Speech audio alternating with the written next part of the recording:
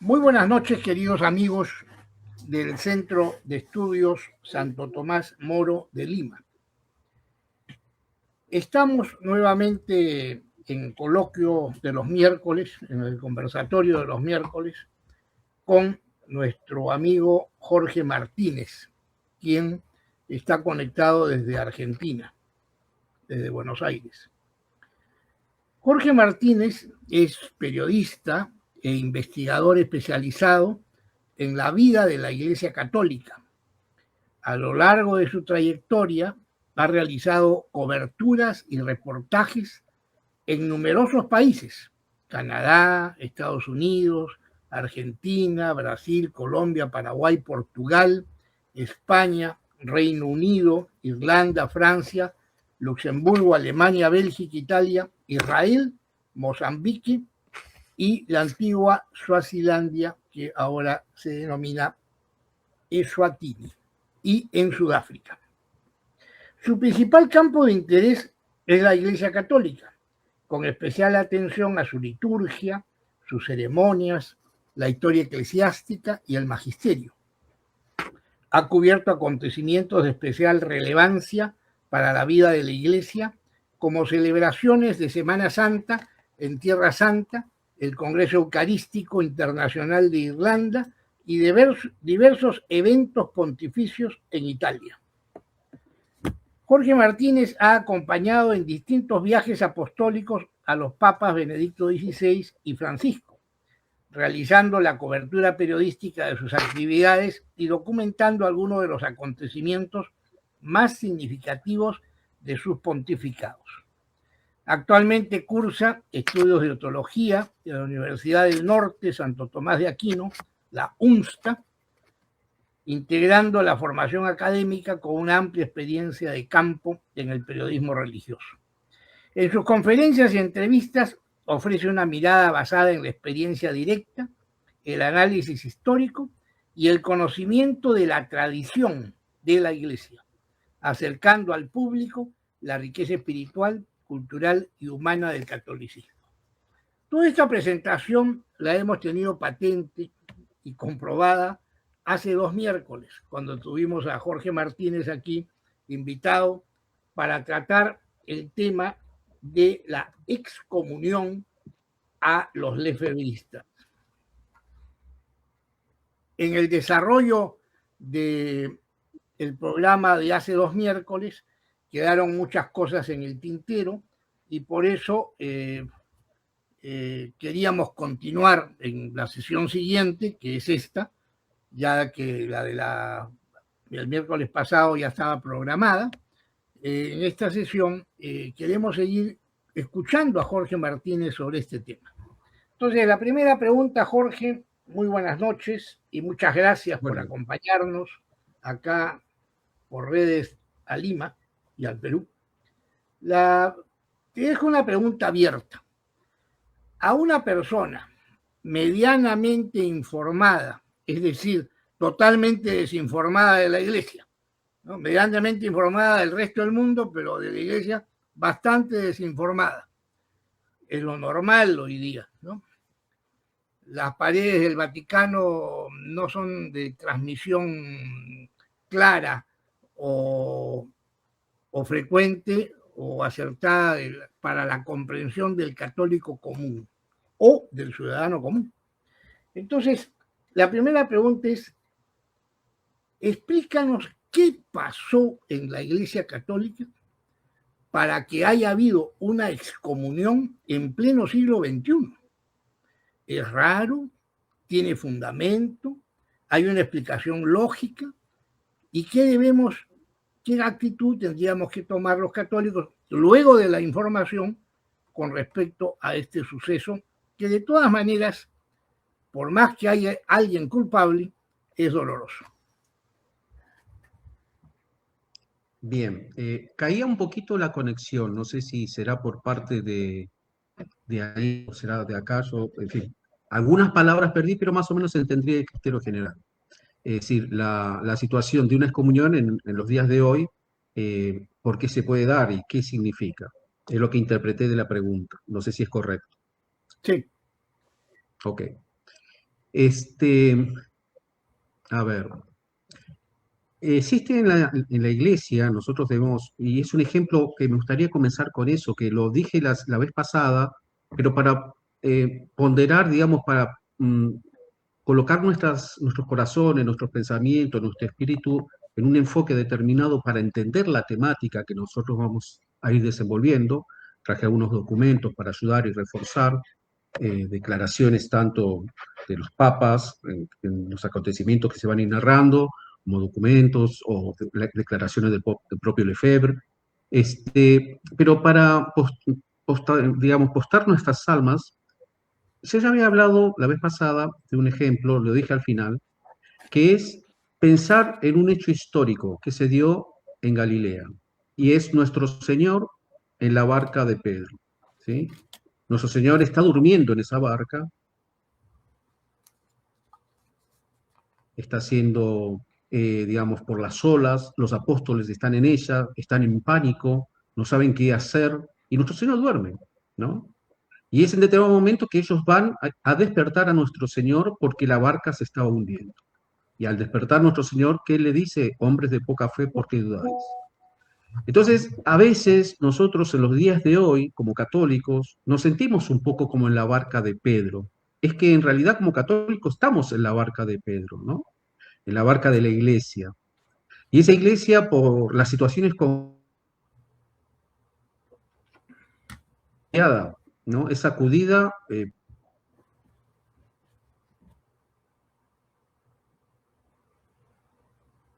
también es una consternación, que a veces nosotros vemos que algún piloto intenta incluso desviar el rumbo del timón, algún otro deja de remar o rema al revés, hay alguien que se sube de las velas y las quiere romper para que el viento no nos lleve a tierra firme, hay quienes achan un poco el mástil, peor todavía, hay quienes empiezan a tratar de hacer un agujero en la barca de Pedro para que se llene de agua.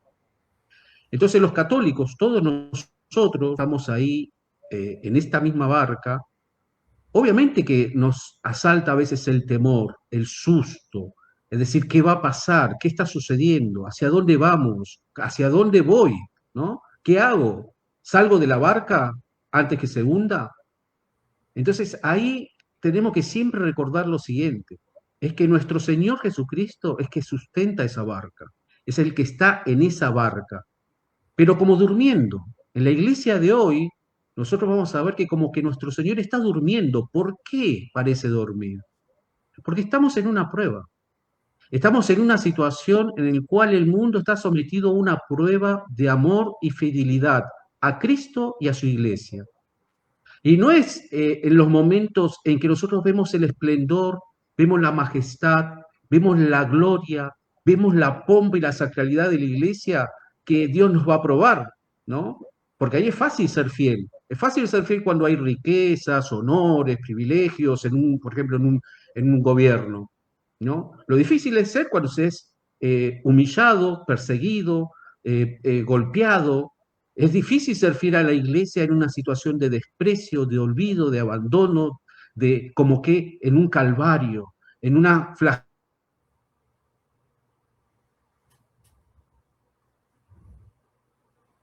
esa prueba es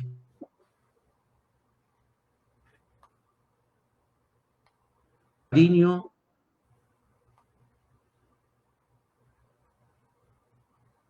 si está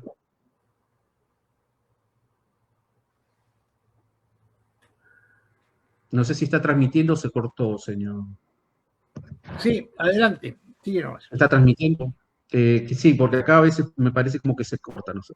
Bueno, entonces es en ese espíritu que nosotros vamos a entender un poco, y desde esa perspectiva de espíritu militante, de espíritu que acompaña a la Santa Iglesia, es que vamos a conseguir comprender que puede haber crisis. Es más, es raro que no haya crisis en la historia de la Iglesia. Cuando uno empieza a estudiar los 2000 años de historia, ¿en qué momento no hubo crisis? Esa es la pregunta, no si hay crisis, sino cuándo no hubo crisis. Incluso durante las persecuciones del Imperio Romano, durante las persecuciones maometanas, durante las persecuciones del comunismo, en la actualidad, en todo momento vamos a percibir crisis internas y externas dentro de la iglesia. Entonces, no es motivo el que haya una crisis para yo tomar una actitud que me separe de la iglesia, que me aparte de ella, que me deje de estar en comunión con la iglesia. ¿Y cómo yo sé si yo estoy en comunión o no con la Santa Iglesia? Es muy simple.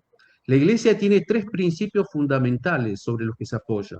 Y se apoya que nuestra fe. El primero es la revelación, es decir, las Sagradas Escrituras. Todo lo que contiene las Sagradas Escrituras es lo que nosotros amamos como la palabra de Dios y se manifiesta nuestra fe en esa creencia. Después nosotros tenemos la santa tradición o sagrada tradición, ¿sí? Que es la manera en que a lo largo del tiempo la iglesia ha ido enriqueciendo y viviendo esa palabra de Dios. Y ha ido destilando costumbres, ha ido destilando ceremonias, ha ido destilando un montón de formas de ver y de sentirse parte de esta iglesia de Cristo. Y después nosotros tenemos el magisterio. ¿Qué es el magisterio? El magisterio tiene la misión, es la jerarquía de la iglesia instituida por nuestro Señor Jesucristo, en principalmente una persona, Pedro, tú eres Pedro y sobre esta piedra edificaré mi iglesia, en Pedro, la continuidad de la sucesión apostólica hasta nuestros días, ¿no? De preservar, custodiar y vigilar digamos, el depositum fidei, es decir, el depósito de nuestra fe, de que no sea alterado, que no sea usurpado o no sea deformado, mantenerlo lo más puro y perfecto como fue transmitido. Bien, entonces nosotros creemos en ese magisterio, en esas enseñanzas, creemos en esa tradición y creemos en esa revelación. El gran problema a lo largo de la historia es que ha habido personas que han tratado de adueñarse para sí la verdad que no les corresponde. Es decir, la postura que ellos consideraban por X motivos les pertenecía por algún motivo. Por ejemplo, Lutero, los protestantes. Cuando uno analiza la postura de los protestantes, ellos se adueñan de la revelación, se adueñan de las Sagradas Escrituras y en función a una autoridad que no les pertenece, no les fue concedido por Cristo, se adueñan de una autoridad para a partir de esa autoridad que ellos se adueñan a través del uso de las Sagradas Escrituras, no obedecer ni la tradición y no obedecer ni el magisterio. Y esa actitud, cuando es formalmente un enfrentamiento contra la autoridad de la Iglesia, principalmente Pedro, en esa actitud manifiesta y pública, da como resultado lo que la Iglesia denomina, si son católicos, un cisma, es decir, se separan de la comunión, producen una separación, un cisma. Pero cuando la persona de manera manifiesta se opone a alguna verdad de la fe, a partir de ahí ya la Iglesia lo cataloga como una persona que es un hereje. Es un hereje. Y cuando la persona rechaza la totalidad de las enseñanzas de la Iglesia, su autoridad, sus enseñanzas, como sucedió con los protestantes, se transforma ya, si eran católicos, en apóstatas, es decir, salen de la Iglesia. Entonces tenemos los apóstatas, los herejes y los cismáticos. A lo largo de la historia, la Iglesia, como es madre, ¿sí? Y tiene la misión de salvar las almas, por la bondad y la misericordia y también por la justicia. Es un derecho que la Iglesia tiene también de, por la justicia, tratar de movernos al arrepentimiento. Y una de las herramientas que la Iglesia tiene, ¿sí?, a su alcance para movernos al arrepentimiento se llaman excomuniones. La excomunión es un dictamen de la Santa Iglesia que, como que, para que entendamos, es como una persona enferma que se ha quebrado el brazo y se inmoviliza el brazo, no porque lo quiero perjudicar, sino porque lo inmovilizo para que se pueda curar, no hacer movimientos que perjudiquen más todavía la situación en la cual se encuentra ese brazo. Lo mismo sucede con la persona, con el alma humana, que de alguna manera cae en excomunión. Puede caer en excomunión, por ejemplo, una persona que comete un sacrilegio contra el Santísimo Sacramento.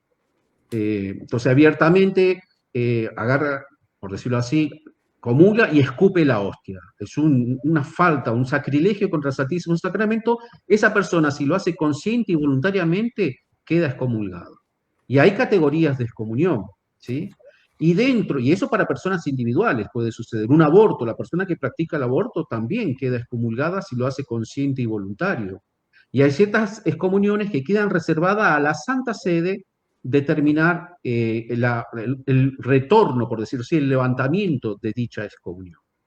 En el caso de lo que nosotros vamos a ir conversando, es la situación de una institución, en cuanto a institución, que fue fundada por un obispo, en este caso el obispo es Monseñor Lefebvre, francés, que en determinado momento de la historia, él va a tomar una actitud, ¿sí?, de desobediencia, principalmente, ¿no? No solamente de desobediencia, pero al inicio fue una actitud de desobediencia, es decir, una actitud que se llama disciplinaria, y que en esa actitud disciplinaria él se toma por decirlo así, el derecho que pertenece al romano pontífice para ordenar obispos sin lo que se llama el permiso del Papa. Tiene el término de mandato pontificio. Y es eso lo que fuimos desarrollando en la reunión anterior, explicando bien toda esa situación. Y ahora un poquito podríamos ir enriqueciendo, me parecería, si le parece a usted, doctor Sergio, un poco en qué consistió eso, a qué llevó eso, cómo se dio el desenrolar de toda esa situación. Sí, cómo no. Jorge, nosotros te pedimos que tú expongas con toda libertad de tiempos lo que esto significa para la Iglesia Católica y para el católico normal y corriente de hoy, ¿no? Esta información es importante para poder determinarse cada uno en su vocación católica, que consiste en entrar en una comunicación divina a través de la Iglesia, ¿no? Por eso es que se insiste en una premisa que solo en la Iglesia hay salvación. Lo que no significa, la Iglesia no solamente son los papas, la Iglesia no solamente son los obispos, la Iglesia no solamente son los sacerdotes, la Iglesia no solamente son los laicos bautizados en el sacramento administrado del bautismo, como lo vemos con frecuencia, el agua y las palabras sacrales. También existe enseñanza de la Iglesia el bautismo de deseo, que es la misericordia de Dios que va más allá y trasciende a la sola administración sacramental a través de los seres humanos. Entonces, la inmensidad de la misericordia redentora de Dios es a través de su Iglesia, que son además 3 estamentos o 3 niveles, 3 dimensiones. La de acá, la Iglesia militante, la Iglesia purgante, que se va limpiando para entrar a la eternidad, y la Iglesia celestial o triunfante, donde ya hay una visión beatífica eterna. Entonces, todo eso es importante dentro de lo que significa ser excomulgado. ¿Qué cosa es ser excomulgado con relación a la Iglesia? Ok, la persona se priva de todos esos elementos de salvación y queda en una situación, digamos, como de espera, porque la misericordia sigue existiendo para ella, pero queda en una situación en la cual la iglesia lo mueve y lo llama al arrepentimiento para que los méritos vuelvan a tener peso para él, para eso que usted acaba de describir, que es la salvación de su propia alma, ¿no?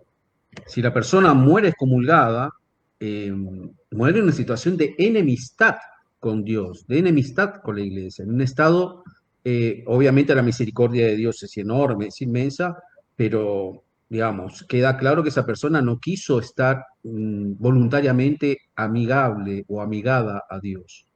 Entonces la iglesia trata de llamar a arrepentimiento. En el caso de lo que nosotros vamos a ir tratando y desenvolviendo,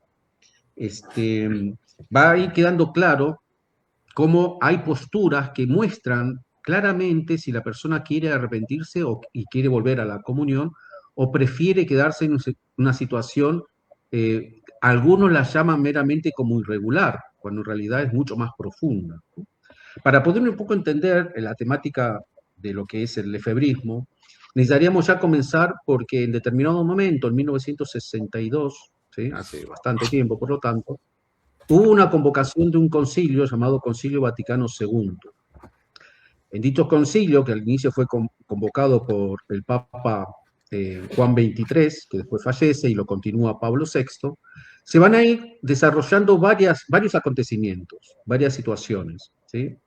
Entre esas se van a ir determinando documentos en 1963 puntualmente lo que se va a hacer es formular y promulgar una constitución llamada Sacrosanctum Concilium, ¿sí? Sobre la Sagrada Liturgia, que es lo que va a dar pie que posteriormente nazca lo que se conoció como el Novus Ordo, porque existía lo que se llama el Vetus Ordus, el ordo antiguo, ¿sí? O conocido como Misa San Pío V, Misa Tridentina, Misa Tradicional, ¿sí? Que todo se remonta a 1570, para que tengamos una idea, en donde el Papa Pío V, San Pío V, él va a unificar en un misal cómo debe celebrarse la Santa Misa.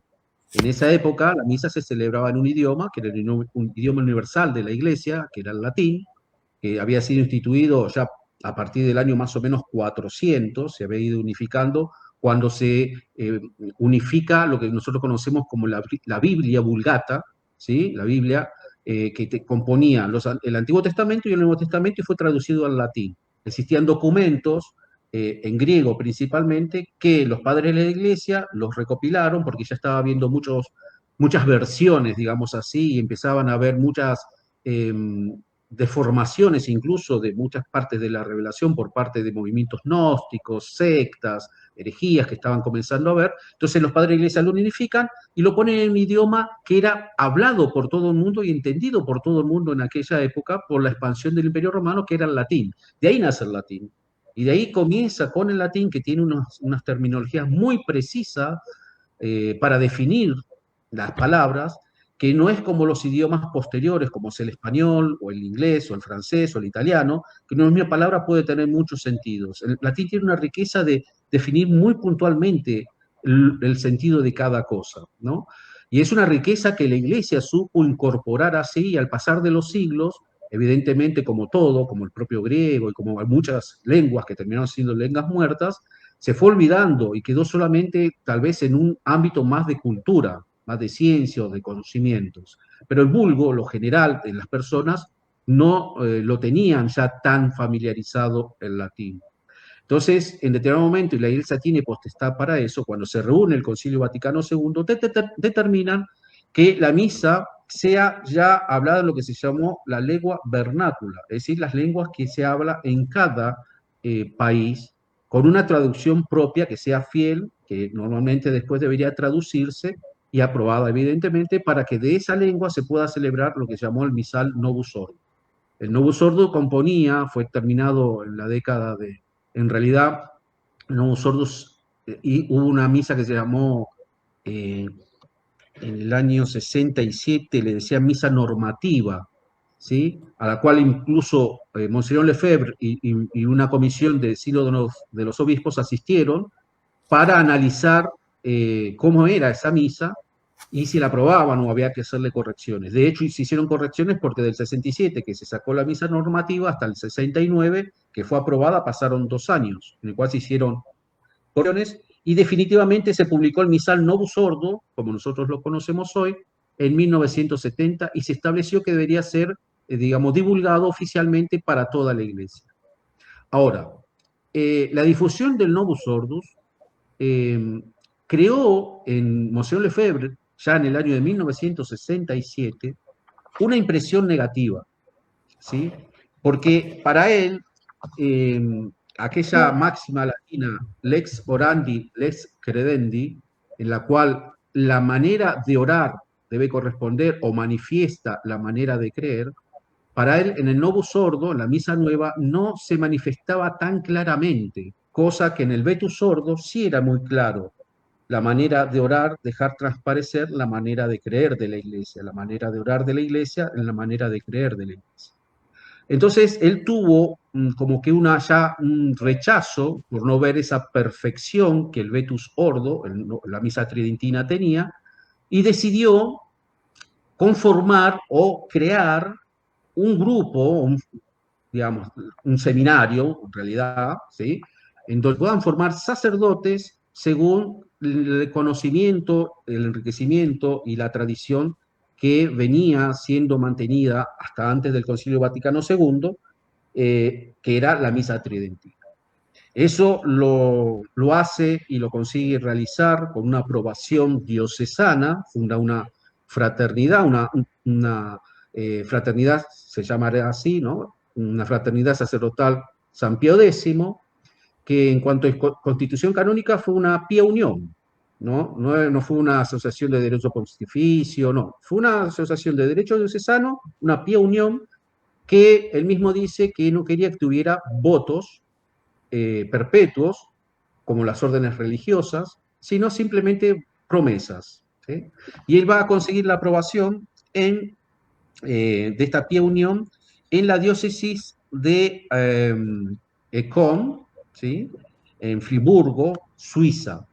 Él era francés, pero consiguió con un obispo en esta región que le aprobara su instituto y los estatutos que él había promovido. Entonces, ¿qué establecían esos estatutos? Vamos a ir hablando ya un poquito más puntualmente, más concreto, más firme, para después ir desarrollando las problemáticas que de todas estas terminologías se van a ir sacando problemas y planteando problemas. Ok. Entonces, los estatutos aprobados por un periodo de 6 años, ad experimentum, ¿sí? Definía el obispo que era un periodo que podrá seguirse a otro semejante, por lo tanto de 6 años, por tácita reconducción, después del cual la fraternidad podrá ser erigida definitivamente en nuestra diócesis o por la congregación romana competente. Este decreto de aprobación de la erección de la fraternidad sacerdotal San Pío X tiene varios detalles. El primero, que es experimentum, no fue fija, digamos, tenía que pasar una prueba. Y un segundo periodo que podía tener de 6 años para hacer el análisis si valía darle la aprobación definitiva. Pero tenía un requisito, tácita reconducción. Esa palabra lo que quiere decir es que si el obispo diocesano o la Santa Sede, acabado el plazo de 6 años, no dicen nada, automáticamente se renueva la aprobación. No hace falta otro documento. Entonces es importante ese término, ¿sí? Porque, por lo tanto, la sociedad, la Fraternidad Sacerdotal San Pío X tenía permiso para funcionar si no había ninguna oposición durante 12 años incluso, aprobada. Ok, pero ¿qué sucede? Se da la aprobación, Monseñor Lefebvre hace un comentario, una declaración, en la cual dice que la fraternidad va a comentar cómo va a estar dispuesta su asociación, y él dice, la fraternidad fue fundada ante todo para formar sacerdotes. Es la principal misión y vocación que él determina, que él ve que tiene su instituto.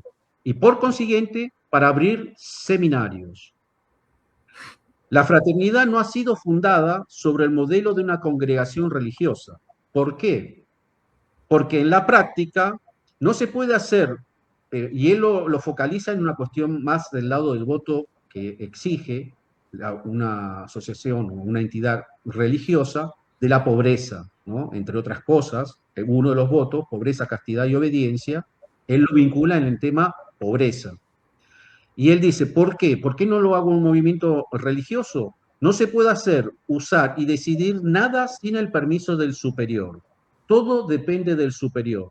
Por eso, era preferible no verse ligado por un voto que correría el riesgo de verse quebrantado continuamente. Es curioso para mí, por lo menos me llamó la atención, que Monseñor Lefebvre sustente como que el voto de pobreza hace con que la persona no pueda cumplirlo, ¿no? Entonces, como que estaríamos afirmando que los propios religiosos no tienen fuerza para cumplir el voto de pobreza, pero eso en realidad no es tan así. Es decir, nosotros tenemos la gracia suficiente y las gracias extraordinarias para perseverar en la vocación a la cual Dios nos llamó. Y puntualmente, en el caso de Monseñor Lefebvre, él veía que para lo que él estaba queriendo hacer, tal vez no tenían fuerzas para obedecer a ese extremo, y ahí se comprende. Pero que otras asociaciones, entidades o institutos religiosos no pudieran cumplir de manera continua el voto de pobreza, tal vez podría ser un poco exagerado decir algo así, ¿no? Pero bueno, en todo caso, se aprueba la congregación, pasa un cierto tiempo y evidentemente llega el momento en el cual él quiere ordenar los primeros sacerdotes, ¿sí? El seminario se instala, pasan unos 4 años más o menos, y quiere ordenar sacerdotes. Pero surgen unas indisposiciones, algunos dicen que fueron unas calumnias, mafias de alguno, de alguien, en el cual, entre otras cosas, se afirmaba que en el seminario de Lefebvre se obligaba a las personas, a los seminaristas, a firmar un compromiso contra las posturas que tenía el Papa. Entonces Lefebvre decía que eso era una calumnia, no sé cuánto, pero entre otros motivos fue por lo cual se formó una comisión de 3 obispos que van a visitar el seminario en Ecón, a ver cómo es que estaba funcionando, cuál era su doctrina, su estructura, en fin.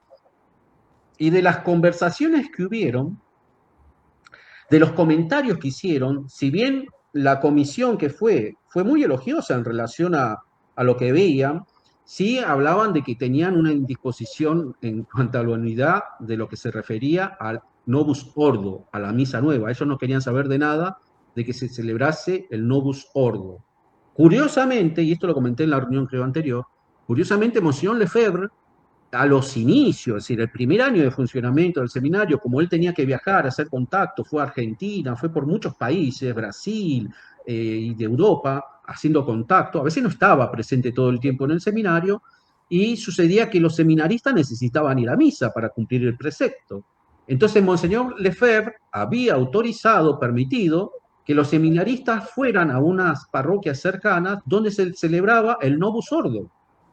Es decir, que para Lefebvre, si bien no era perfecta la manera en que se celebraba para él, no se celebraba de una manera tan digna como era el Vetus Ordon, consideraba que era válida la misa del Novus Ordo, incluso para cumplir el precepto dominical.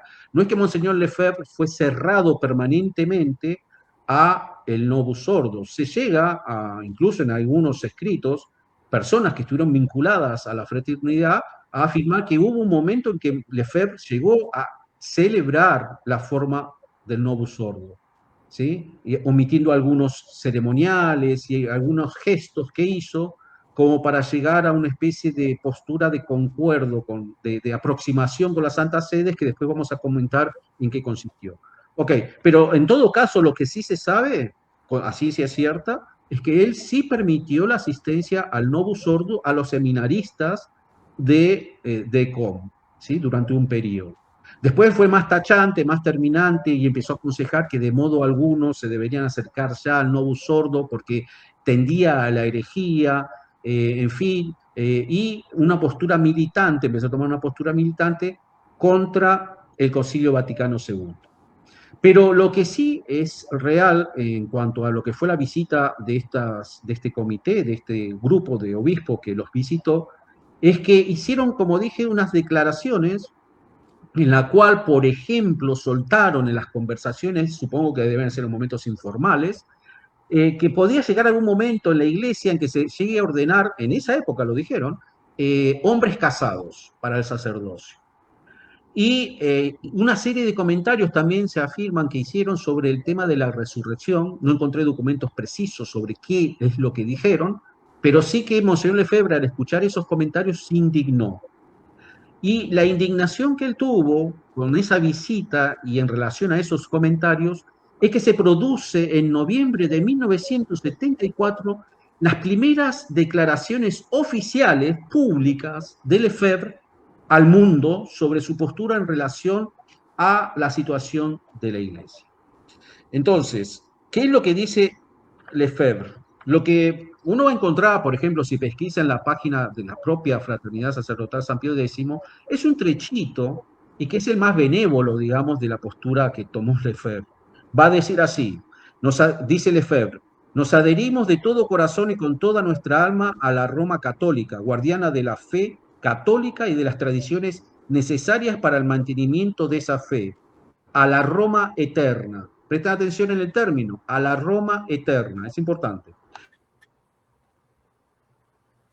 Sí. El tema de la centralidad de la vivencia cristiana en Roma se expresa. ¿Me escucha? ¿Me escucha? Sí. Hubo una pausa y había entrado porque había una pausa ahí de suspensión del revés. No, lo que digo es que en esa de la centralidad de Roma se expresa con lo que ha sido siempre las decisiones Roma aceptadas por la Iglesia Católica, con la famosa frase Roma locuta causa finita, ¿no? Causa finita. Es verdad, es verdad. Pero es interesante lo que usted acaba de decir, doctor Sergio, porque muestra un principio de unidad. Es decir, la última palabra, al fin y al cabo, ¿dónde está? Tiene que haber un principio de autoridad que me define y me dé seguridad, certeza a mí de que por lo menos, si yo pienso que estoy bien, puede ser que no lo esté y alguien me tiene que decir eso. Y ese principio de unidad venía desde la cabeza de la iglesia, es decir, desde el romano pontífice. Loma locutas causa finita. Correcto. Bien, entonces, ¿qué es lo que sucede? Dice Lefebvre, enseguida, a lo que yo estaba diciendo de la Roma eterna, por el contrario, nos negamos y nos hemos negado siempre a seguir a la Roma de tendencias neomodernistas y neoprotestantes, que se manifestó claramente en el Concilio Vaticano II y, después del concilio, en todas las reformas que de él surgieron.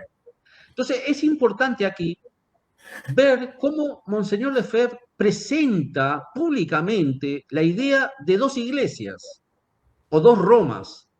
La Roma eterna, fiel a la fe y a la tradición, y una Roma de tendencias neomodernistas, neoprotestantes, y que está visible en Roma. Entonces, él muestra que su fidelidad está a una Roma ideal, a una Roma eterna, ¿sí? Y no a una Roma visible. Y ese punto después va a ser importante, ¿sí? Porque la iglesia es visible. Y por ser visible, nosotros tenemos que tener una manifestación en el espíritu de unidad a esa iglesia visible. No solamente en la teoría, sino en la práctica, ¿sí? Y es eso, va a ser el gran problema de Lefebvre, conseguir armonizar la teoría con la práctica. Y él va, por amor a la teoría perfecta e idílica, rechazar el amor en la práctica. Y en la conclusión que voy a dar después, al final de la charla, si el doctor Sergio me da unos minutitos en la conclusión, porque todavía tenemos material y no sé cuánto tiempo tengo para hablar, doctor, no me quiero extrapolar, porque uno empieza a animarse y mire que tengo un montoncito de cosas que me gustaría comentar, pero uno va a tener que ir cortando. Tenemos un poco más de media hora. Gracias, doctor. Gracias. Entonces, algo que la fraternidad no cuenta y no comenta del escrito, cuando yo lo busqué y lo tuve que buscar bastante, ¿no? La declaración oficial y la encontré, una de las cosas que resalto de lo que él dice en su declaración es esta parte de las dos Romas, es esta parte. Esta reforma, por haber surgido del liberalismo, del modernismo, es decir, la reforma de la liturgia, ¿no? Completamente emponzoñada, sale de la herejía y desemboca en la herejía, aun cuando todos sus actos no sean formalmente heréticos. Resulta pues imposible a todo católico consciente y fiel adoptar esta reforma y someterse a ella, de cualquier manera que sea. La única actitud de fidelidad a la Iglesia y a la doctrina católica para nuestra salvación es el rechazo categórico de la aceptación de la reforma. Por lo tanto, acá vemos algo que fue omitido y que es muy importante. Porque no fue porque Lefebvre se quejó, fue porque él manifestó públicamente un rechazo, calificando de manera no formal, porque da a entender que tiende a ser herética la reforma y todos los resultados, por lo tanto, de lo que uno conoce como el nuevo Ordus, y lo que concibió a través después del Concilio Vaticano II, en sus documentos, en fin, en toda su postura pastoral. Para él es toda una tendencia hacia la herejía, todo eso, y uno debe rechazar eso. Y es por esas declaraciones, este conjunto de declaraciones, que Monseñor Lefebvre va a ser llamado a Roma. Va a ser llamado a Roma por un comité disciplinario. Lefebvre no sabía exactamente a qué lo convocaban, ¿no? Va a ir más o menos en marzo de 1975, estas declaraciones, como vimos, las hizo en mayo del 75, en noviembre del 74. Entonces, en el 75 va a ir Lefebvre a Roma, citado a Roma, y en el cual le van a hacer exigir, de alguna manera, que explique esa postura, esas declaraciones. Y de las conclusiones, Lefebvre se va de la entrevista, y de las conclusiones que se sacan de esa postura de Lefebvre, que él no cambia su postura, la comisión propone, con autorización, primero mandan una propuesta al obispo de Econ, de Friburgo, en Suiza, para que retire, porque habían pasado, ya vemos que es en el 75, y el vencimiento de la Pía Unión finalizaba en el 76, faltaba todavía un año. ¿Sí? Porque hay varios, yo hago precisión en esto porque he escuchado varias conferencias, varios comentarios, en el cual las posturas de la fraternidad decir que había sido autorizado por 5 años, algunos por 4 años, para decir como que estaba vigente y que ya estaba renovado y podían continuar funcionando. No, momento. Estaban terminando el 5.º año, faltaba uno más, cuando el obispo de Con, la autoridad local, retira su aprobación diocesana a la Pía Unión Sacerdotal, la Fraternidad Sacerdotal San Pío X. Por lo tanto, a partir de ese momento se podría ya vislumbrar una situación de irregularidad si continuaba funcionando. ¿Por qué? Porque la fraternidad, un sacerdote, para que entendámoslo así, necesita estar en una jurisprudencia, en una jurisdicción que le permita ejercer los sacramentos, es decir, celebrar la misa, bautizar, catequizar, la absolución de los enfermos, casar. Todo eso tiene que tener una autorización para realizarla y por lo tanto tiene que estar encardinado en una diócesis. Esa encardinación de la fraternidad estaba en Friburgo, pero cuando el obispo retira la aprobación como asociación, deja toda esa institución en el aire. Entonces, ¿qué es lo que debería haber sido hecho? Todos los sacerdotes tenían que buscar un lugar donde encardinarse para poder ejercer lícita y válidamente lo podían ejercer, pero lícitamente el ejercicio sacerdotal. Y entonces Lefebvre simplemente dice que no lo iba a obedecer, porque no había sido realizado un juicio como corresponde, no había sido de manera, no lo había ejercido un dicasterio, sino un comité disciplinario.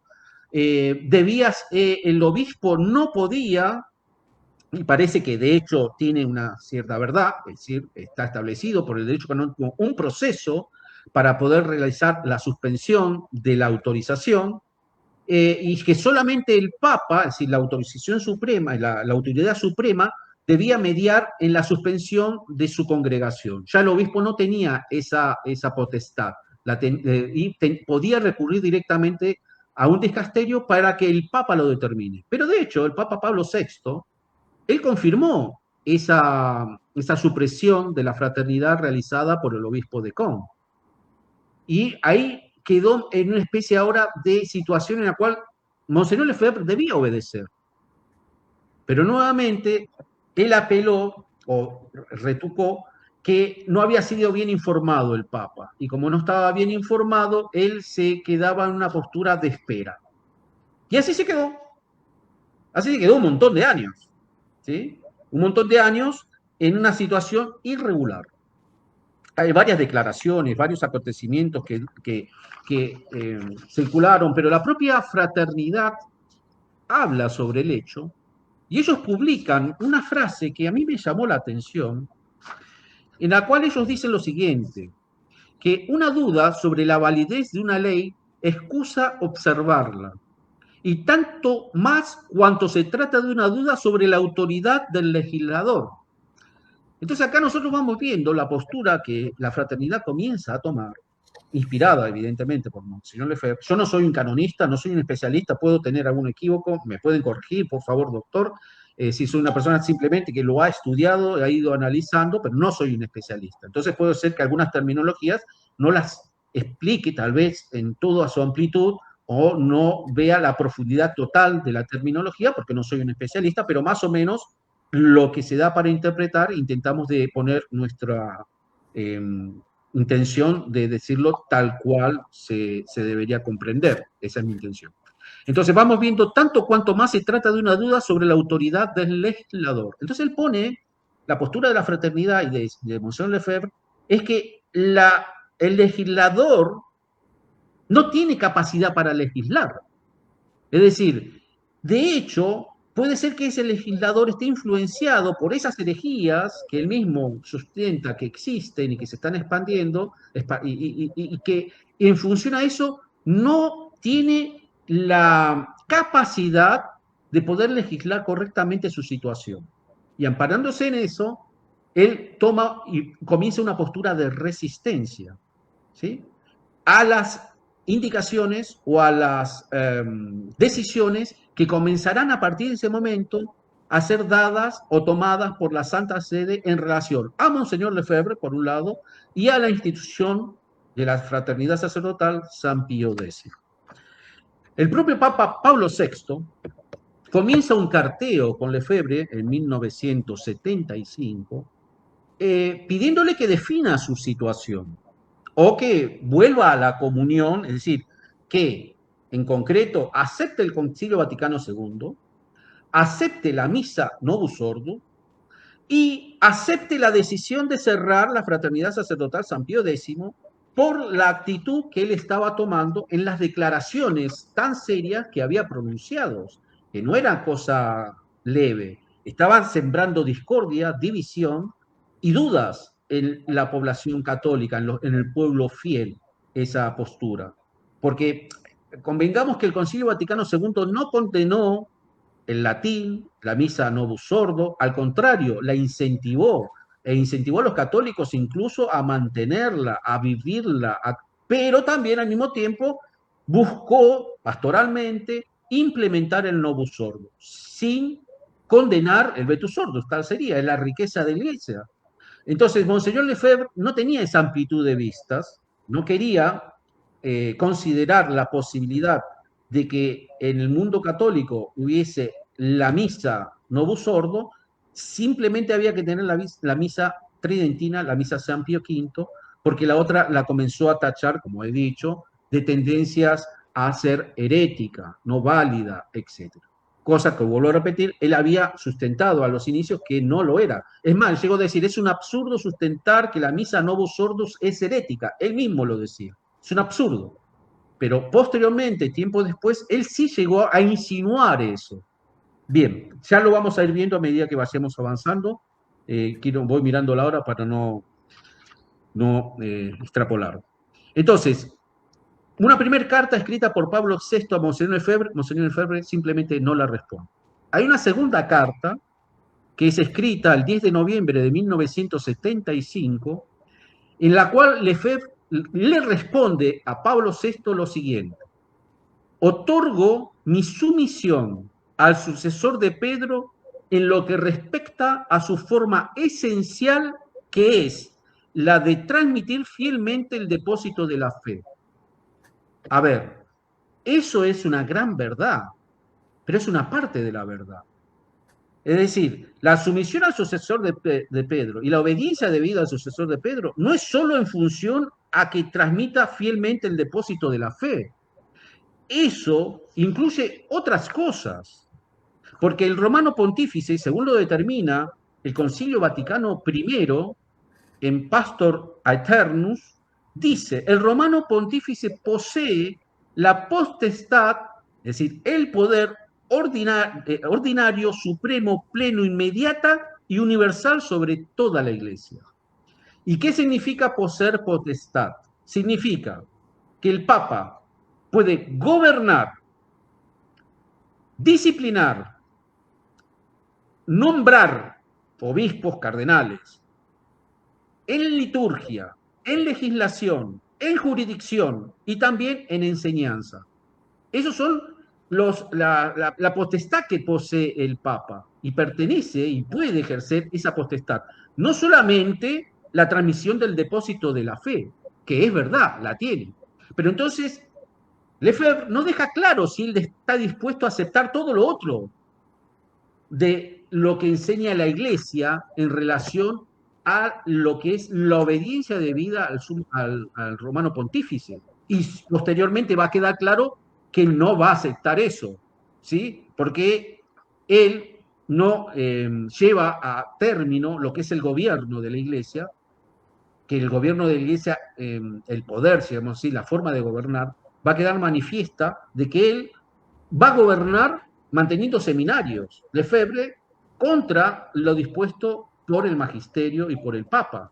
Va a gobernar, por ejemplo, creando tribunales eclesiásticos. Eso es una forma de gobierno. La Fraternidad Sacerdotal San Pío X en muchos lugares ha creado tribunales eclesiásticos para legislar en materia, por ejemplo, de matrimonio y considerar, por ejemplo, casos en los cuales se llega a determinar el divorcio y si se puede o no divorciar a una persona en nombre de la Iglesia, pero eso una institución que no tiene jurisdicción, que está irregular, no lo podría hacer. No podría ni celebrar misa, ni administrar sacramentos, ni administrar la confesión, no lo puede hacer porque necesita lo que se llama jurisdicción, es decir, la autoridad del ordinario. Donde van un sacerdote tiene que tener permiso del ordinario. Entonces ahí nosotros vamos a notar que, por ejemplo, un tribunal eclesiástico necesita autorización de jurisdicción de 3 fuentes posibles. Del obispo local o, en su defecto, de la conferencia episcopal del país o, en su defecto, de la Santa Sede. Si ninguno de esas 3 autoridades da permiso, no puede funcionar un tribunal eclesiástico anulando casamientos, por ejemplo. No son válidos. No tiene legislación. Y ese era uno de los grandes problemas en los cuales estaba la fraternidad hasta el año de 2016. Pero ya vamos a llegar ahí. Ok. No sé si estoy siendo claro, doctor Sergio. Sí, está muy claro el planteamiento. Y además, creo yo también válido que nos preguntemos lo siguiente. Si ya hay una actitud de acusar a la Iglesia por que se está distanciando de una decisión que hubo en el año 1563, o sea, el periodo del Concilio de Trento, que es donde surge este Vetus Ordo, este antiguo ordo, es de 1545 a 1563. Ahí se va desarrollando. Entonces, tomemos el último año, 1563, y quiere decir que desde el año 1 al año 1563, o sea, 1563 años, de los 2000 años de la Iglesia Católica, ese antiguo ordo no estuvo vigente. Primera apreciación. Segundo, si el antiguo ordo se decide en el año 1563, duró 406 años, hasta 1969, que es cambiado por otro ordo. Y ahora estamos del 69 a la fecha con 60 años del nuevo ordo. Ahora, yo recuerdo, por ejemplo, San Ambrosio. San Ambrosio, se cultiva en ciertos sectores que conservan la música religiosa, se conservan la liturgia o lo llamado culto ambrosiano. San Ambrosio fue el obispo de Milán que atrae, y a él se debe la conversión de San Agustín. Estamos hablando del año 400, ¿no? Por ahí. Entonces, ya era un año en que no existía pues el ordo actual, pero sí creo yo que ahí había una aportación. Yo he escuchado en algunas oportunidades la liturgia ambrosiana, o liturgia milanesa también, por el origen ahí,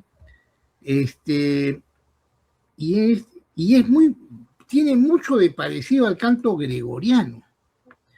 Es más, hay una transformación después de la liturgia ambrosiana al canto gregoriano y casi no hubo ninguna diferencia. Era tan parecida a la liturgia ambrosiana, el canto litúrgico ambrosiano, al ritmo del canto litúrgico gregoriano. Y no estamos todavía con el canto gregoriano en el año 1563, estamos hablando de muchos años antes. Entonces, esta riqueza que viene de antes, en que no estaba estipulado el vetus ordo en el año 400 de la liturgia ambrosiana, o en las transformaciones de la liturgia en el medioevo, con el canto gregoriano, pero todo eso lo sintetiza el denominado vetus ordo. Acá hay algunas apreciaciones. Primero, qué pena que por el modernismo se haya perdido todo esto para las generaciones últimas de la Iglesia Católica, porque evidentemente, por más que haya una distancia del latín, etcétera, en el mundo moderno, pese a que mucha terminología científica en biología, por ejemplo, es en latín, ¿no? Y no tiene nada de influencia litúrgica. Biología, en medicina, en un montón de cosas se usan las palabras. Así es. En derecho, doctor, usted en derecho. También. Bueno, aunque ya los abogados han abandonado ya el estudio del derecho romano, ¿no? Pero sí se estudiaba antes. Hasta mi época se estudiaba el derecho romano, en latín, las instituciones, para poderlo entender, ¿no? Bien, entonces todo esto hace ver que, primero, por un lado, se ha perdido, y por otro lado, no hay razón de extremar los pedidos para la conservación de esta liturgia o de estos cantos, ¿no? O sea, acá hay mucho para discernir, ¿no? Primero, Es verdad. qué lamentable que algo que de todas maneras es cultural, algo que es cultural, ¿no? Porque se crea en un momento de la vida de la Iglesia y después se recrea y se manifiesta de otra manera. Lo cultural no es lo sacramental, ¿no? Lo sacramental es otra cosa. Por eso también hay una referencia, como usted decía, mencionaba, la iglesia visibilizada, ¿no? Cuando se pierde la iglesia visibilizada, la visibilización de la iglesia. Bueno, es que la iglesia es un sacramento también. En el uso, o sea, los sacramentos son 7, pero hay un uso del término sacramento, que significa el signo sensible de una realidad sobrenatural invisible, ¿no? Y eso es la iglesia también, ¿no? Entonces, rechazar el signo es rechazar lo trascendente y lo no constatable a los sentidos. Y eso es lo peligroso de rechazar lo sensible. Entonces, simplemente quería mencionar todas estas cosas para considerar y expresar nuestra total coincidencia con lo que usted está afirmando y diciendo. Es respecto muy a esto. interesante, doctor. Incluso hay una cosa que es bueno resaltar a colación de lo que usted dice, que la iglesia no es uniformidad. La iglesia es una unidad, pero en la variedad, porque nosotros tenemos varios ritos. Yo he participado en el rito melquita, en el rito maronita, en el rito armenio, católico, apostólico romano, reconocido por la iglesia católica. Son ritos, ¿sí? Pero es la variedad en la unidad. Entonces, el mismo rito latino, o la misa que llamamos tridentina, es parte de esa riqueza. Sería una pena perderlo. Sería una tristeza enorme. En ese sentido, sí le doy la razón a Lefebvre. No podemos perder esa riqueza, pero no apoyarnos en esa riqueza para justificar una actitud de rebeldía. Ahí es un problema. Y es eso lo que, digamos, en esta reunión estamos tratando de dejar claro, que el latín, la misa tridentina, la tradición de la iglesia son cosas fabulosas, pero que no pueden ser tomadas como pretexto para organizar a través de eso una rebelión contra el magisterio y contra principios de derecho divino, como es la institución del primado de Pedro, el cual tiene ciertas prerrogativas y ciertos derechos que le son propios a su institución divina. Y entre esas es el nombramiento de obispos. Y ahí fue donde yo creo que fue uno de los mayores problemas y errores, y usted, si usted me permite, podríamos ir encaminándonos para llegar a ese punto, a medida, pues nos queda, lo veo ya, el tiempo va corriendo, vuela, doctor, y poder comentar tal vez resumidamente eso. Ajustémonos a unos 15 minutos más y Perfecto. ahora, Entonces, acá quería, en todo caso, plantearle lo siguiente. El sector de la iglesia denominado lefebrista o Fraternidad Sacerdotal de San Pío X ha sido excomulgado ya antes y sin haber cambiado ellos regresaron a la iglesia. Entonces, no, en realidad no. La pregunta es, ¿quién cambió? ¿Cambiaron ellos al regresar a la Mire, iglesia o cambió la usted está iglesia al diciendo regresar a esto, y yo, doctor, así, voy saltando un poco porque a medida que es un conversatorio, ¿no? Pero justo leyendo, por ejemplo, la nota de aclaración del decreto de excomunión dada por la Santa Sede a través del cardenal Fernández a lo que hizo la Fraternidad Sacerdotal San Pío X, me surgió una inquietud, que de hecho en ese punto sí podríamos hablar, ¿no? Una cosa es el decreto y otra cosa la nota explicativa. En la nota explicativa vamos a ver en determinado momento que dice, a este respecto, a partir de ahora, uno, los ministros consagrados pertenecientes a la fraternidad sacerdotal San Pío X se encuentran en cisma y, por lo tanto, deben ser considerados cismáticos. Y ahí me surgió una pregunta. A ver, ¿por qué dice a este respecto a partir de ahora están en cisma? ¿No es que ya estaban en cisma? Es decir, ¿en qué momento dejaron de estar en situación sismática si nunca hubo arrepentimiento? Tal vez esas imprecisiones que vemos acá, a veces en una nota explicativa, es lo que hace surgir dudas y avalentonar la posición lefebrista en relación a tratar de justificar su postura.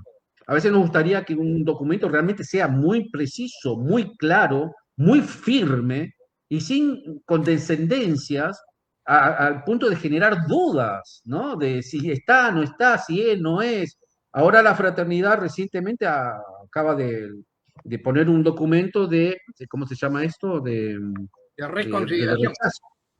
Sí, de reconsideración, por lo cual durante 30 días quedan suspendidas las excomuniones hasta que el Vaticano tiene 30 días para expresarse nuevamente y definir realmente la situación de la fraternidad. Esperemos que sea un documento realmente así, que no deje dudas.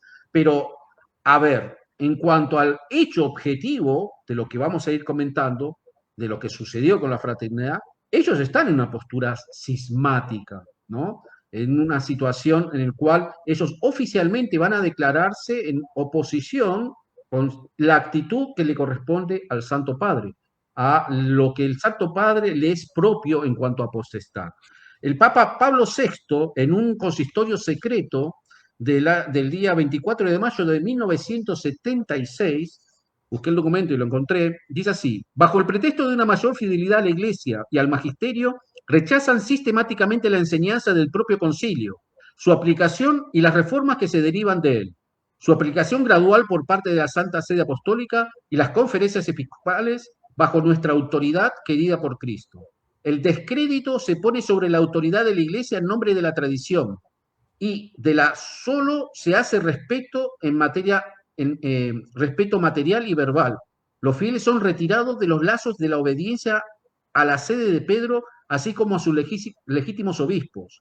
La autoridad de hoy, en nombre de la de ayer, es rechazada. Y el hecho es aún más grave, ya que la oposición de la que hablamos no solo es alentada por algunos sacerdotes, sino encabezada por un obispo, a quien, sin embargo, siempre venerado por nosotros, Monseñor Marcel Lefebvre. Es tan doloroso darse cuenta, pero que no es verdad en tal actitud, cualquiera que sean las intenciones de estas personas, estar fuera de la obediencia y de la comunión con el sucesor de Pedro y por lo tanto de la Iglesia. Esto lo va a decir el Papa a raíz de los comentarios que hizo Lefebvre en su declaración de noviembre del 74. ¿Sí? Lo va a hacer y él manifestó no aceptarla, sino cerrar el seminario. Y en este mismo decreto, no lo voy a leer todo, pero es que le pide que ellos deben volver a la comunión. ¿Sí? Esto es aún más grave en particular cuando se introduce la división, lo va a decir Pablo VI. Es grave porque ellos fomentan la división. Y es una realidad que de los movimientos promovidos por Monseñor Lefebvre, posteriormente, incluso después de las ordenaciones que se van a suceder, nacieron otros grupos, y grupos sedevacantistas, y eso hay que remarcarlo.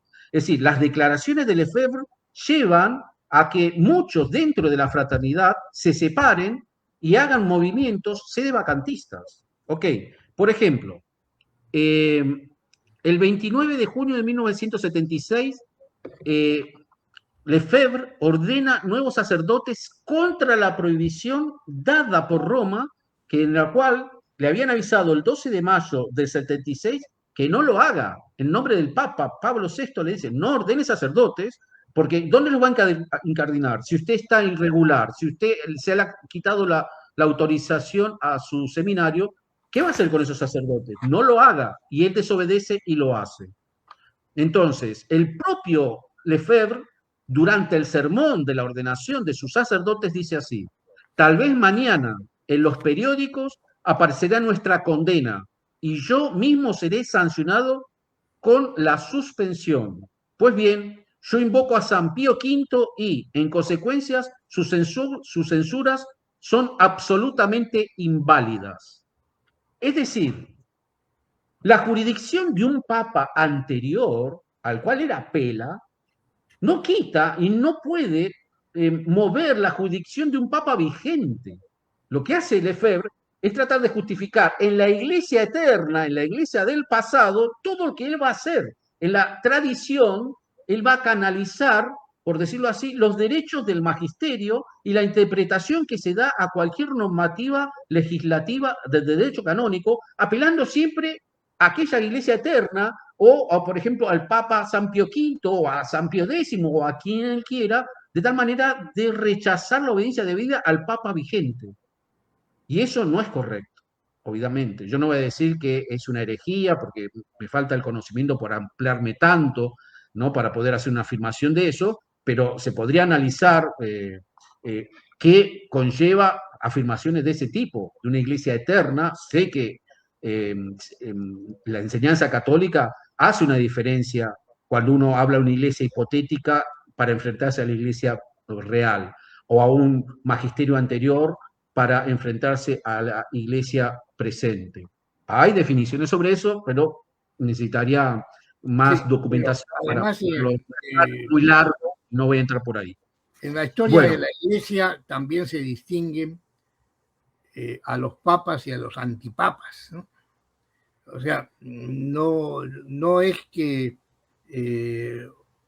un papa, San Pío X, que vivió en una circunstancia histórica determinada y muchos siglos después que San Pedro y otros papas, tenga exclusivamente la varita mágica para la Iglesia Católica, ¿no? ¿Dónde están entonces las enseñanzas de los antiguos y anteriores papas? Como también, o sea, lamentablemente falta a la lógica también ese tipo de razonamientos. No solamente es un problema de fe o de interpretación de la tradición y del magisterio petrino, sino también a la lógica formal, ¿no? Tiene vicios en su formulación. Bueno, Monseñor Lefebvre va a ser, a raíz de todo eso, de todas sus declaraciones y de haber ordenado sin la autorización de Roma, el 1 de julio de 1976 se confirma a Monseñor Lefebvre la suspensión a colactione ordinum, es decir, la prohibición de ordenar sacerdotes por un año, y suspenden a los 12 sacerdotes ordenados y se les declara irregulares. Es decir, son sacerdotes. La potestad de Monseñor Lefebvre para ordenar la tiene. Lo que él no tiene es la autoridad para hacer, porque no se le concedió ese permiso y por lo tanto esos sacerdotes quedan en estado irregular, porque no tienen jurisdicción, no tienen cómo ejercer el ministerio. Ok. Entonces el obispo de Friburgo le prohíbe además predicar en todo el territorio de su diócesis.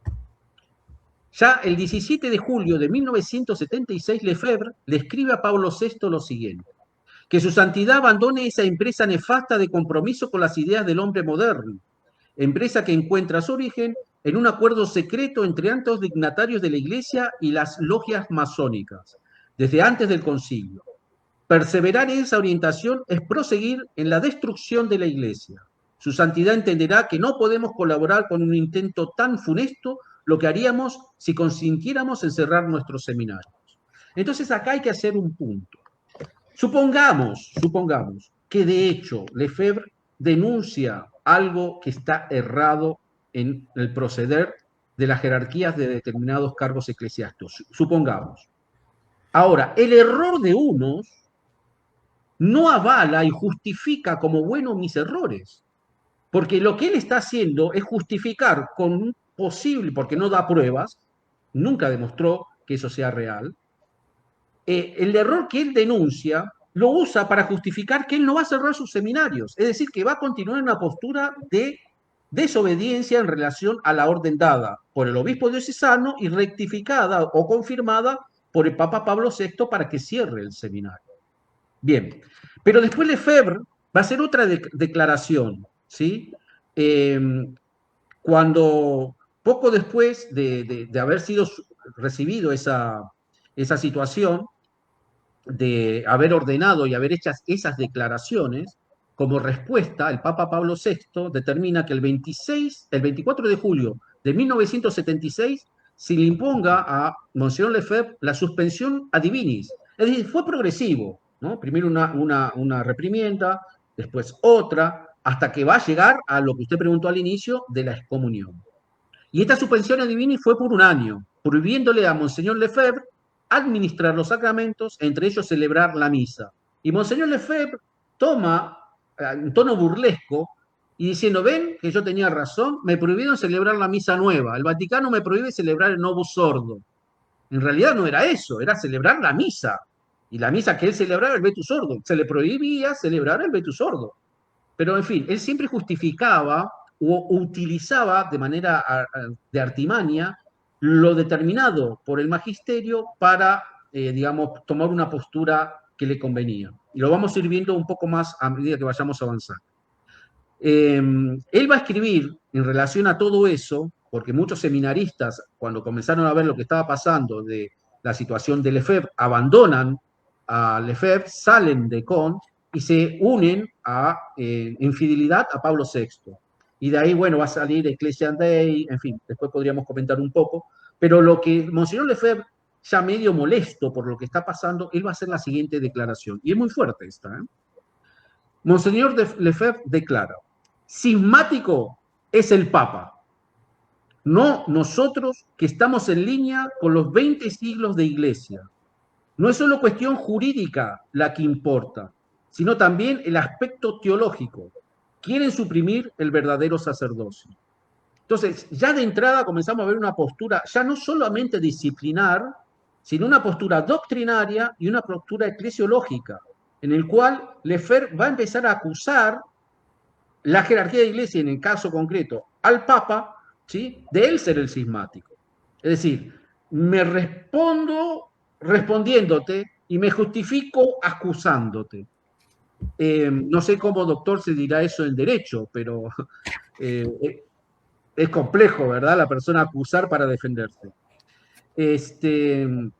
Sucede que el 29 de agosto de 1976 no llegamos todavía a las ordenaciones episcopales. Estoy viendo un poco el cuadro para entender por qué se llegó a la excomunión y a declararlo cismático. Todo esto es un precedente.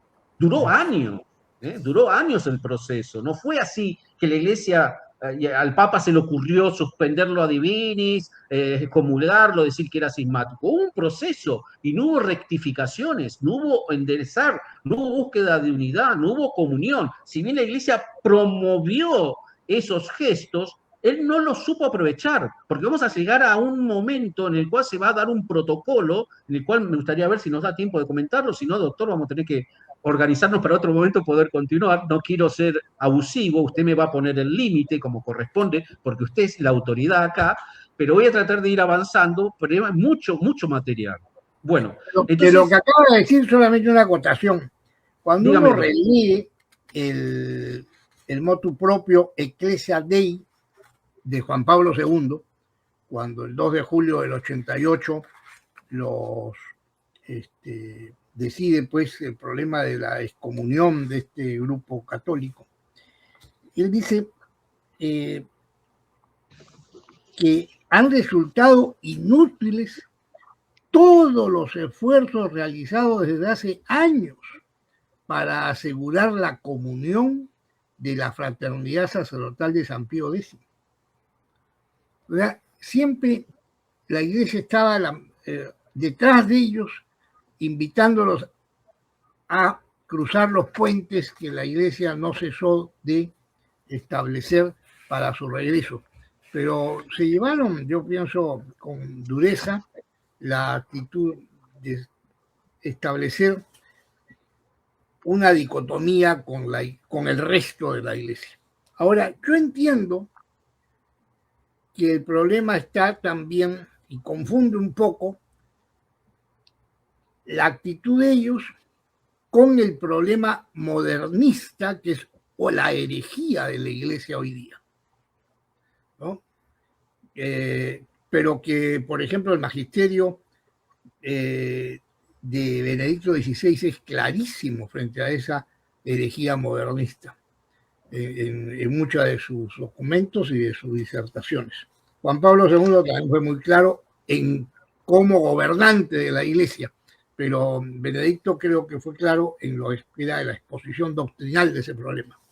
Entonces ahí hay también un poco de confusión. Incluso, si usted va a ver por las propias circunstancias, el propio Pablo VI acusa ese abuso del Concilio Vaticano II para crear nuevas tendencias, nuevas escuelas filosóficas y nuevas teologías a raíz de lo que usted está diciendo. Yo no lo leí, pero como el doctor lo saca a colación, el 24 de mayo del 96, después de hacer todo lo que él comentó sobre Lefebvre y su postura, el Papa Pablo VI va a decir, y es con profunda amargura, pero por otro lado, en la dirección opuesta, es decir, a la de Lefebvre, hay una posición ideológica, pero igualmente causa de castigo profundo.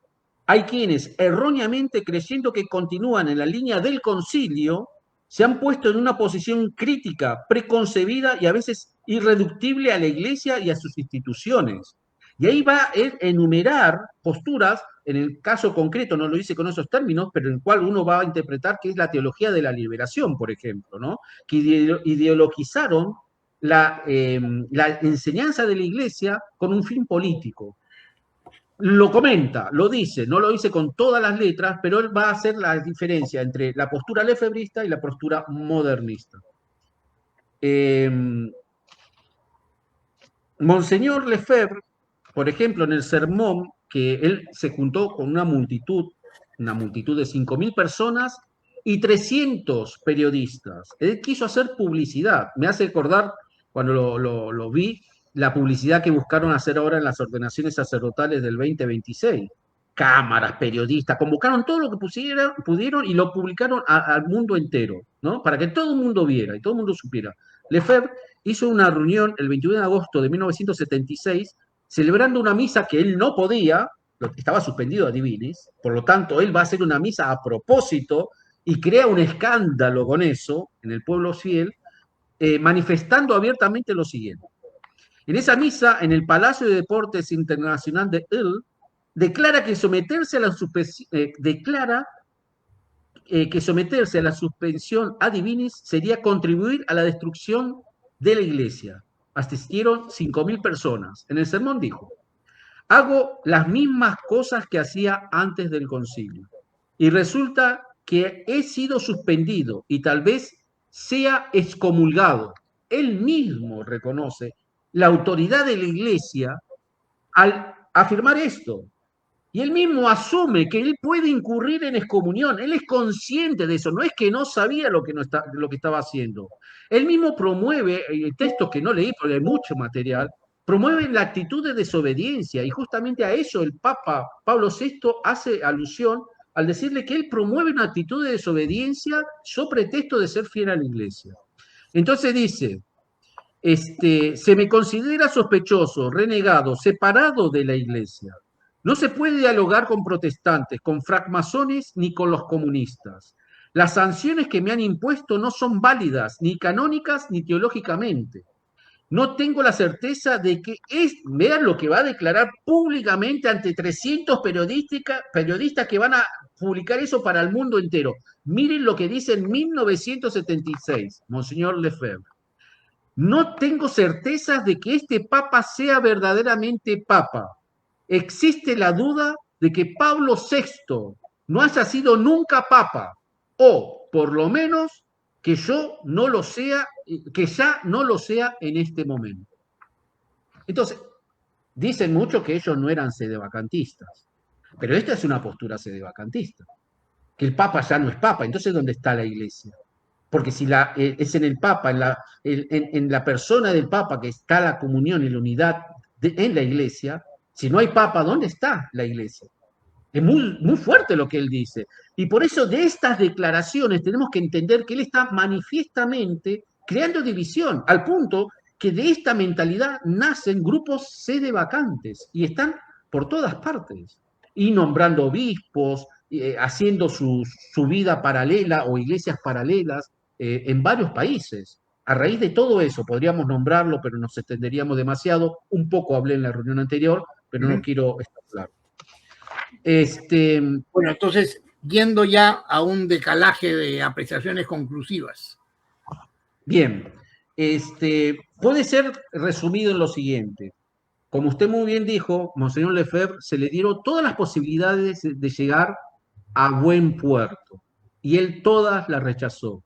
El más importante de esos es el documento de la declaración doctrinal que él asume en un protocolo del 5 de mayo de 1988, para mostrar que los argumentos de estado de necesidad, extrema, el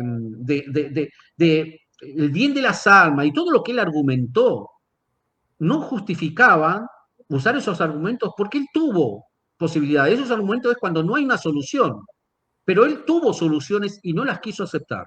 En el protocolo del 5 de mayo de 1988, él declara y firma lo siguiente: prometo ser siempre fiel a la Iglesia Católica y al Romano Pontífice, su sumo pastor, vicario de Cristo, sucesor de Beato Pedro en su primacía como cabeza y cuerpo episcopal. Declaramos nuestra aceptación a las doctrinas contenidas en el párrafo 25 de la Constitución Dogmática en Lumen Gentium del Concilio Vaticano II sobre el magisterio eclesiástico y la adhesión que le corresponde. Además, declaramos que reconocemos la validez del sacrificio de la misa y de los sacramentos celebrados con la intención de hacer lo que la Iglesia hace y de acuerdo con los ritos indicados en las ediciones típicas del misal romano y de los rituales de los sacramentos promulgados por los papas Pablo VI y Juan Pablo II. Esto lo firmó Lefebvre. Es más, este protocolo de acuerdo incluía a favor de Lefebvre un montón de cosas que no las voy a leer, búsquenlo por favor, protocolo de acuerdo del 5 de mayo de 1988, solo voy a leer uno de los privilegios que se le concedía a Lefebvre en este lugar. En el marco de las soluciones doctrinarias, este protocolo fue con el cardenal Ratzinger, en su momento, que era prefecto para la Congregación de la Doctrina de la Fe, ¿sí? Futuro Benedicto XVI. En este protocolo de acuerdo se establecía lo siguiente: en el marco de la solución doctrinal y canónica de la reconciliación, sugerimos al Santo Padre que nombre un obispo elegido dentro de la compañía de la fraternidad, previa presentación de una terna de candidatos por el arzobispo Lefebvre. Del principio citado anteriormente se desprende que este obispo normalmente no es el superior general de la compañía, pero parece oportuno que sea miembro de la comisión romana. Es decir, le permitían a Monseñor Lefebvre ordenar un obispo. Lefebvre preguntó, ¿pero para cuándo? La respuesta del Papa: para el 15 de agosto de 1988. Este documento era en mayo del 88.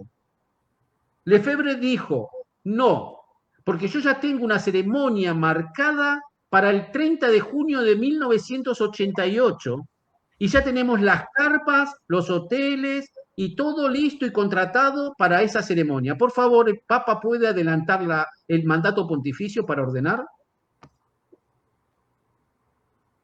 Entonces, lo que motivó a Lefebvre a desobedecer es que tenía unos hoteles reservados. ¿Por qué no esperó hasta 15 de agosto del 88? Si el Papa no le concedía los permisos, bueno, ahí sería otra situación, pero él tenía permiso para ordenar. ¿Por qué no esperó? Entonces vemos que no justifica, nada justifica la actitud de Lefebvre. Ni el estado de necesidad, ni el bien de las armas que él argumentaba, ni la defensa de la tradición. Él simplemente no quiso obedecer. Él estaba en una actitud de desobediencia y argumentaba, entre otras cosas, ver fragilidades en la persona del sumo pontífice, porque acá no estamos diciendo que el Papa es perfecto y que hay que obedecer solamente a un Papa perfecto, a un San Pío V, a un San Pío X, a un santo, un San Gregorio Magno.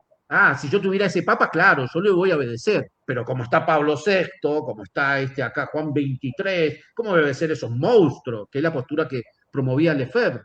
Pero entonces yo quiero como conclusión, permítame, doctor, decir lo siguiente. Nuestro Señor Jesucristo, cuando elige a San Pedro, no eligió al más perfecto, eligió a un hombre que lo negó, y 3 veces, no fue solamente una, lo negó 3 veces públicamente, lo abandonó, y después de la muerte de nuestro Señor, tomó una postura que quedó registrada en los evangelios judaizante, es decir, simulaba ser judío para no quedar mal. Y San Pablo registra ese hecho diciendo, le hice frente para decirle que estaba mal. Pero ojo, San Pablo no creó una iglesia paralela, no se revoltó de San Pedro, no dijo San Pedro fuera, ahora yo soy el Papa, no hizo eso, yo asumo tu poder porque vos no correspondés a ese llamado, no, simplemente fraternamente, como corresponde a un obispo, le llamó la atención en algo que veía que estaba mal, y ese es el ejemplo que debería haber seguido Lefebvre. Si veía algo que estaba mal, desde dentro de la iglesia, sin separarse de ella, tomar una postura de ayudar a la corrección fraterna. Y eso es lo que no hizo Lefebvre. Entonces nosotros vemos que nuestro Señor eligió a un hombre frágil, al cual le dio una misión importantísima, ser cabeza de la iglesia. Pero lo interesante de todo esto es que nosotros tenemos que analizar la historia de la iglesia, de estos 2000 años de iglesia, desde esa perspectiva, llamémosla así, de fragilidad. Todos los papas a lo largo de la historia han mostrado una cara de fragilidad. Y nuestra fidelidad y nuestro amor a la iglesia y nuestra unión a Jesucristo en la iglesia está en la medida en que somos fieles pese a la fragilidad que se percibe en cada época histórica en el sumo pontífice. Es en la fragilidad que se ve la fidelidad. no es si el Papa es perfecto, santo, sublime y lo más inimaginable posible. Y a ese Papa yo voy a obedecer como dice la fraternidad. Al Papa solemne, al Papa que si entendiese nuestra situación nos aprobaría en todo sentido. No es así que se muestra el amor, la obediencia y la fidelidad a la Santa Iglesia. Esa fidelidad se demuestra en viendo la fragilidad de Pedro y por lo consiguiente de sus sucesores, mantenerlos en la unión con Pedro. Pedro siempre podrá ser frágil y podrá tener los defectos o situaciones complejas que nosotros podamos observar. Pero yo me mantengo fiel al principio petrino, es decir, me mantengo dentro de la barca de Pedro, porque en ella está nuestro Señor sustentando esa fragilidad, no la fragilidad en sí, sino la iglesia en sí que aparenta ser frágil. ¿Sí? Entonces nuestro amor y nuestra situación y, y nuestras respuestas deben estar siempre en estar unido al primado de Pedro, pese a la fragilidad que podamos notar. Me parecería un poco la idea concluyente, doctor. No sé si a usted le parece Sí, pertinente. gracias. Y otra cosa, Jorge,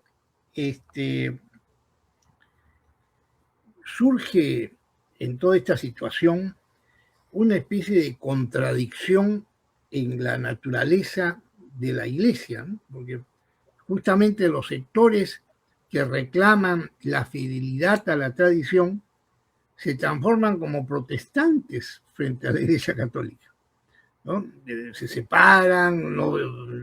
Recusan el papado, recusan la unidad, ¿no? Esto es como una aporía, ¿no? Es una cosa incomprensible la grave contradicción en estas posiciones y el daño que hace también a personas que no tienen por qué entender estas sutilezas, pero son las noticias que pegan cada día y que hacen lamentablemente desorientación, ¿no? Sí, doctor, tiene razón, porque eso es como la postura protestante que usted muy bien remarca, que se llamó el libre examen, cual ellos determinaban la verdad de la escritura y por lo cual juzgaban lo demás. En la situación lefebrista es el juicio privado, se llamaría, ¿no? Ellos son los que determinan si el Papa es fiel, y yo no leí un montón de cosas que quedaron en el tintero, en el cual podíamos estar con lo que voy a decir ahora, que está dicho por ellos, ¿no? Si el Papa es fiel, si el Papa cumple con las normas de la tradición y por lo tanto si se merece obediencia o no se merece obediencia, si el magisterio se merece obediencia o no se merece obediencia en la medida en que ellos determinan la fidelidad a la tradición. Y el propio Papa Pablo VI va a decir que en el fondo ellos se transforman en jueces del Papa. Ellos son la autoridad máxima que va a determinar si el Papa está correcto o está mal, y por lo tanto si se le debe obediencia o no. Y eso usted tiene razón, es una postura protestante. Estaríamos frente a una especie de tradicionalismo protestante. Y es real, ¿sí? Lamentablemente, el juicio privado lleva a eso. Una papolatría protestante. ¿No? Ahora, de otro lado, todo esto me ha hecho acordar los turbulentos años 70 para la iglesia, que yo lo viví siendo universitario, por la edad que tengo. Pero muchas veces entre el grupo de amigos que teníamos, que nos mantuvimos en fidelidad a la iglesia, sin entrar ni a los modernismos ni al efebrismo, era ante una cosa que el debate, la propuesta de ideas, etcétera, que nos confundía tremendamente, optamos por una frase que la decíamos entre nosotros: la fe del carbonero. Donde está el Papa, está la Iglesia; donde está la Iglesia, está Cristo; donde está Cristo, está Dios. Y así fue en esta comunidad de amigos que teníamos, lo que nos salvamos de estar en uno u otro bando, ambos contradictorios a la unidad y a la fidelidad de la Iglesia. Le agradezco mucho, Jorge, y sigamos en otros conversatorios, porque de usted se aprende mucho, tocando temas de la identidad católica. Con mucho gusto, el agradecido soy yo, poder aportar un granito de arena en este momento y compartir con ustedes, sobre todo por la amistad que tengo con el doctor Alberto González, un gran amigo, que me invitó, al cual agradezco esta oportunidad, y a usted, ¿no? Por dejarnos explayarnos en un asunto tan importante para el bien de la salud. ¿Sí? Por eso que uno habla. Porque si no, uno diría, no, ¿para qué seguir hablando de todas estas? Porque es para el bien de las almas, para evitar más confusión. Sí, Alberto lo hemos extrañado en esta sesión, pero tenía que cumplir una misión en su vocación de laico comprometido con la Iglesia, justo en estos días y a estas horas. Bueno, muy agradecido, Jorge, y esperamos molestarlo pronto, una próxima vez, en estos conversatorios de los miércoles del Centro de Estudios Santo Tomás Moro de Lima. Muchas gracias. Adiós.